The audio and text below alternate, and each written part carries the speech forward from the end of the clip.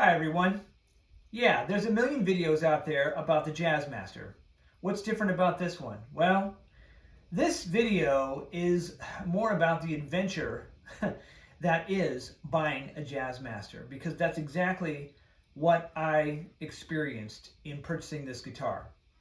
I want to tell you about the entire journey from the moment I made the decision to pull the trigger and order this from Sweetwater and spend that much money on a guitar, which I have not purchased a new guitar in a long time. I've been playing the same American-made Fender Strat since about 2002. That's been my main guitar. I love that guitar. But I was obsessing over certain bands like Dinosaur Jr. and Deep Sea Diver and Sonic Youth, just to name a few, recently, and I thought, man, I want to be part of that Jazzmaster crowd. I write a lot of alternative indie type music, and this could be the guitar for me, you know? I want to add it to my arsenal. So I finally pulled the trigger and bought it. I was so excited. And then it arrived. And that's where the adventure began. I have never owned a guitar that has had so many quirks and issues that needed to be addressed and tinkered with right out of the box. And this is coming from a really reputable company, Sweetwater, and I've purchased things from them before. They are great in making sure things are, for the most part, set up and playable when they arrive. So the first thing I want to tell you about this Jazzmaster, it's the Vintera series, which is a made in Mexico guitar. It is appointed with what is supposed to be vintage appropriate hardware on here. So it's got the vintage bridge, and of course it's got the tremolo unit that everybody knows about who's looking into a Jazzmaster. I don't have the arm on it right now because I really don't want to talk about the tremolo unit, because this has been talked about in many videos. It works great. I have no problem with this whatsoever. It's got the vintage tuners. Something that was interesting with this guitar, it came with nines as far as the strings, which was kind of unusual from everything I had read when it comes to Jazzmasters. A lot of people opt for heavier strings. So I switched out the nines for tens, strung it up, plugged it in, and here's a few of the things I noticed. First of all, buzzing and rattling, which I was prepared for. I had read about Jazzmasters. There was a lot of buzzing at the bridge. There was weird vibrations and buzzing with certain notes only. Certain frequencies would cause this guitar to vibrate, and it really seemed like it was coming from the tuners. But I checked, they were tight. It was really bizarre. The radius on this neck is 7.25, which is more curved than you're going to find on like the Fender Strat, which has a larger radius, so you have less of a hump, if that makes sense. So the neck is also a little chunkier, which I really like and enjoy. It feels much more substantial than the Fender Strat neck I've been used to for years. But there was a lot of buzzing, a lot of rattling, buzzing. It needed to be put into proper intonation, which I thought that's not a big deal. The action wasn't great. The action was kind of high, so I figured, okay, I'll adjust the bridge. Then I noticed the bridge was already pretty low, almost as low as it would go right out of the box, and the action was already pretty high. Another thing I noticed, when I started to bend notes above the 10th or 12th fret, the notes were choking out. So if you're not familiar with that, when you bend a note, as you bend up a full step, for example, or higher, what happens is below the point where you're bending, the string needs to continue to vibrate. It's going to eventually run into another fret if it isn't set up properly, and the note's going to choke out. It's going to stop. And I noticed that was happening. So the vibrations, the buzzing, the jingly jangly noises, the notes choking out when I was bending, I was getting a little irritated, you know. I was like, okay, well, I can fix these things. So I read a lot of things, watched a lot of videos. First thing it said, you want to shim that guitar, shim. So that's what I did. I got a shim and I tried the 0.5 millimeter shim, took the neck off, put the shim in, put it back together. It still didn't feel quite right.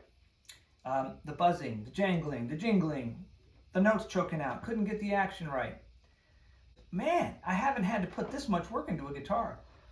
So I started thinking I'm gonna have to take this to a guitar tech, you know, and have them go at it. But I wasn't ready to give up quite yet. So neck came off again. I tried a somewhat thinner shim, 0.25 millimeters. That seemed to be an improvement. So, okay, I'm gonna stick with that. Then at that point, I noticed the vibrations, the buzzing, getting a little worse. God, what is going on? So it wasn't until I actually tapped the neck of the guitar that I could hear, in certain areas, I could hear the vibration coming from in the neck, and I knew right away the truss rod is loose. I didn't even think to check that initially because I thought, you know, how could a guitar come from Sweetwater with the truss rod being loose? And so off came the neck again, and I adjusted the truss rod. It was really loose. So I gave it probably 3/4 of a turn clockwise, and that really straightened up the neck. Straight this way with the very slight bow this way, right? You don't want a bow like this, like a hump. You want it just barely concave when thinking about it from the top view. So that stopped that buzzing and rattling right away. So it wasn't the tuners after all. The truss rod was completely loose inside the neck. I couldn't believe that. That was kind of shocking for me. One thing I wanted to point out too, putting in that 0.25 millimeter shim increased the drop angle here, from the bridge down here to the tremolo unit, and that was great. However, every time I would use the whammy bar, as it were, I would bust my E string, my high E string. I went through 3 E strings. And I'm like, what the hell's going on? I was getting to the point where, you know, I just dropped a lot of money on this guitar, right? Almost $1,300, and I'm going through all these issues. So again, I'm not loving it at this point. So one of the things I learned online was that you can take these, there's 2 screws on either side that tend to be culprits for busting these strings because the head of the screw sits up pretty high. One of the tricks that I learned about, you can take this whole unit off, take it out, undo the screw, and then put it in from the bottom. It was rubbing on the head of the screw right here or here, and it was breaking obviously the thinner string. The E string was surviving the rubbing, but the high E was, or the low E was surviving it, the high E was not, and it was breaking. So that solved that problem. So off with the tremolo, reverse the screws, put them back in from the bottom. It didn't really, you know, I don't think it makes it look bad cosmetically or anything. So that fixed that. Teflon or plumber's tape around the screws of the bridge. Put that back in. That eliminated that rattling. Tightening the truss rod eliminated all those vibrations. So I'm happy to say now there's 0 vibrations, jingly jangly nonsense going on. And a lot of people will be like, that's the character of a Jazzmaster. That's a character I really didn't care for. I didn't want that character. You know, you pay that much for a guitar, you really don't want the buzzing and the rattling. That was done. Absolutely no problem with the pickups or the electronics. I also spent quite a bit of time adjusting the radius of the saddles to match the radius of the neck. There's lots of different ways you can do this. I found, for me, the best way to do this was to eyeball it by looking at the neck, and you can move the guitar so that the saddles line up with the radius of the neck, and you can just eyeball it and make sure it matches as absolutely close as possible. And by the way, you don't want to use the saddle adjustments to adjust your action. These can be a little higher to begin with, as long as that radius matches this radius. Then use the adjustment screws on either side of the bridge to adjust your action. You're going to be much happier as a result. So, bottom line, I've got 10s on here now. I've got everything set up and dialed in. And I've had this guitar now for about a month. And I'm finally making a video because I'm here to tell you I finally can say that I love this guitar. I wanted to love it from the very beginning, but I didn't. In fact, I was, like I said, really becoming a little upset that it had turned out to be so needy right out of the box.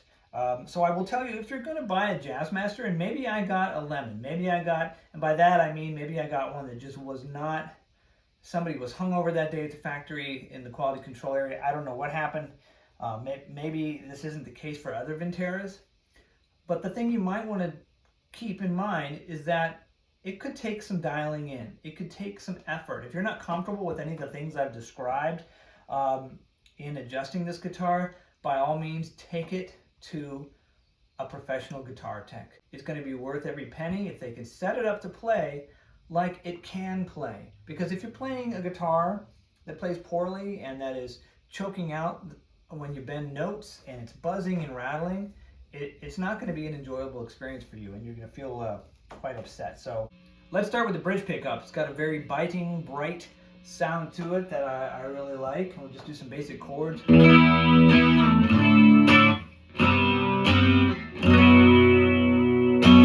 Sounds very nice, doesn't it?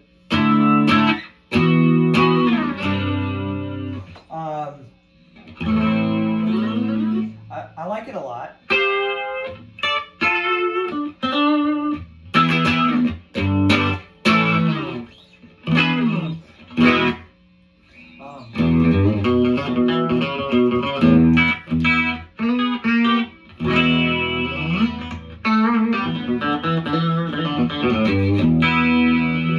And then if we look at the middle position, this is one I'm really enjoying a lot too, quite a bit.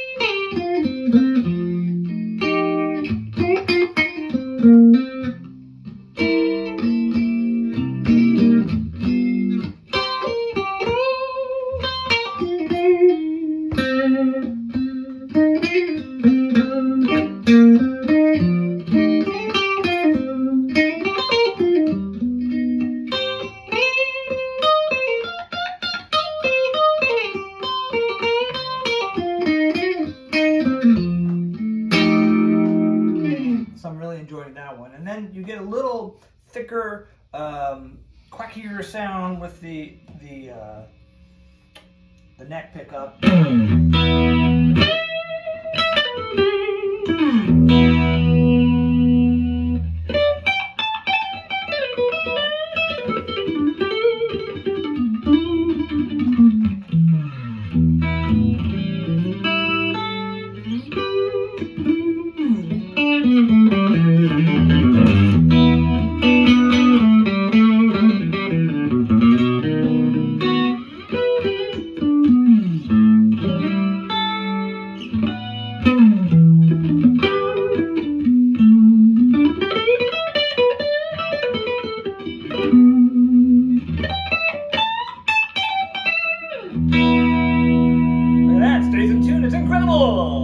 Okay, so that's the neck pickup, obviously. So then you've got this rhythm circuit over here, which is nice because it bypasses, your settings here, and just gives you a nice secret sauce combination that's muted, low key, nice rhythm section. You can pull off the tone a little bit and volume on this circuit and make it just really kind of calm.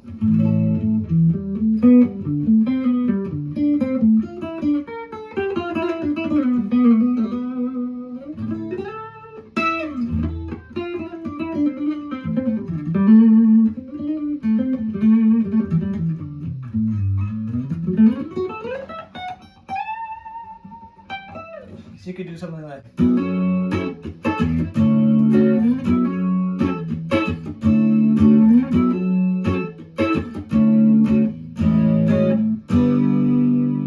get one. They're awesome. Just don't prepare to love it right away. You might just, you know, get in a big fight with it, slap the shit out of each other, and just... But eventually, you'll kiss and make up. I promise.